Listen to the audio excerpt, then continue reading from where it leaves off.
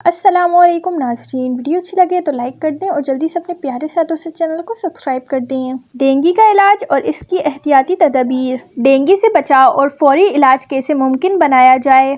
پاکستان میں ایک بار پھر ڈینگی بخار نے سر اٹھا لیا ہے۔ ملک بھر میں اب تک ڈینگی کے سینکڑوں کیسز سامنے آ چکے ہیں، جن کی تعداد زیادہ تر پنجاب میں پائی جا رہی ہے۔ ڈینگی پر قابو پانے کے لیے ملک بھر کی عوام کا احتیاطی تدابیر اختیار کرنا ضروری ہے۔ ڈینگی بخار کیا ہے اور یہ کیوں ہوتا ہے؟ طبی ماہرین کے مطابق ڈینگی بخار بظاہر تو ایک معمولی سا مگر سنگین بخار ہوتا ہے، جو چند ہی روز میں خطرناک صورتحال اختیار کر لیتا ہے اور موت کا سبب بھی بن سکتا ہے۔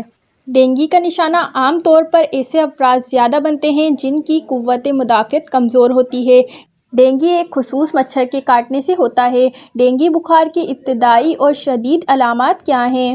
طبی ماہرین کے مطابق ڈینگی بخار کی 4 اقسام ہیں، لیکن مریض میں چاروں اقسام میں سے ایک ہی علامت ظاہر ہوتی ہے اور ان کے ظاہر ہوتے ہی فوری طور پر ڈاکٹر سے رجوع کرنا مرض کی شدت میں کمی کا باعث بن سکتا ہے۔ ڈینگی کی ابتدائی علامات میں تیز بخار، جسم میں شدید درد اور کمزوری کا احساس، ٹانگوں اور جوڑوں میں درد، سر درد، منہ کا ذائقہ تبدیل ہونا، چہرے کا رنگ سرخ پڑ جانا یا پھر جسم کے بعض اعضاء کا گلابی پڑ جانا اور سردی لگنا شامل ہیں۔ اس میں مریض کے جوڑوں اور پٹھوں کا درد اتنی شدت اختیار کر لیتا ہے کہ اسے اپنی ہڈیاں ٹوٹتی ہوئی محسوس ہوتی ہیں، اس لیے اس کو بریک بون فیور بھی کہا جاتا ہے۔ عمومی طور پر ایک شخص میں پلیٹلیٹس کی تعداد 1.5 لاکھ سے 4.5 لاکھ فی مائکرو لیٹر بلڈ ہوتی ہے۔ موسمی بخار میں یہ کم ہو کر 90,000 سے 1 لاکھ ہو سکتی ہیں، جبکہ ڈینگی وائرس کی صورت میں پلیٹلیٹس کافی زیادہ کم ہو کر تقریباً 20,000 یا اس سے بھی کم رہ جاتے ہیں۔ ڈینگی سے بچاؤ کے لیے احتیاطی تدابیر خود پر لازم کر لیں۔ عالمی ادارہ صحت WHO کے مطابق ڈینگی سے ہونے والی اموات دنیا بھر میں ہونے والی اموات کا 4% ہیں اور احتیاط کے ذریعے ہی اس مرض سے بچنا ممکن بنایا جا سکتا ہے۔ WHO کی جانب سے احتیاطی تدابیر سے متعلق جاری کی گئی رپورٹس کے مطابق ڈینگی کے مچھر صاف پانی میں رہنا پسند کرتے ہیں اور طلوع آفتاب اور غروب آفتاب کے وقت زیادہ نمودار ہوتے ہیں، لہٰذا گھر میں کھانے پینے کی تمام اشیاء حتیٰ کہ گھروں میں موجود پینے کے پانی کے برتن بھی ڈھانپ کر رکھیں۔ ڈینگی مچھر کے حملے سے بچنے کے لیے سب سے ضروری ہے کہ اس کی افزائش نسل کو روکا جائے۔ اس کے لیے ضروری ہے کہ گھروں میں صفائی ستھرائی کا خاص خیال رکھیں۔ آس پاس موجود گڑھوں کو مکمل طور پر پاٹ دیا جائے تاکہ ان میں پانی جمع نہ ہو۔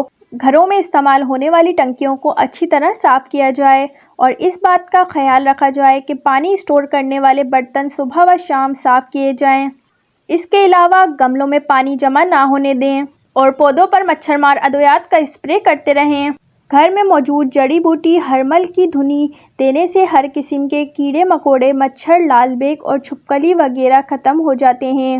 اگر ہرمل کا پودا کمرے میں رکھا جائے تو پھر مچھر کمرے میں داخل نہیں ہوتے۔ اگر جسم کے کھلے حصوں پر کڑوا تیل لگایا جائے تو مچھر کاٹنے سے پہلے ہی مر جاتا ہے۔ اس کے علاوہ جسم کے کھلے حصوں پر اینٹی ماسکیٹوز لوشن وغیرہ لگانا بھی ٹھیک رہتا ہے۔ علاج فوراً کیسے ممکن بنایا جائے؟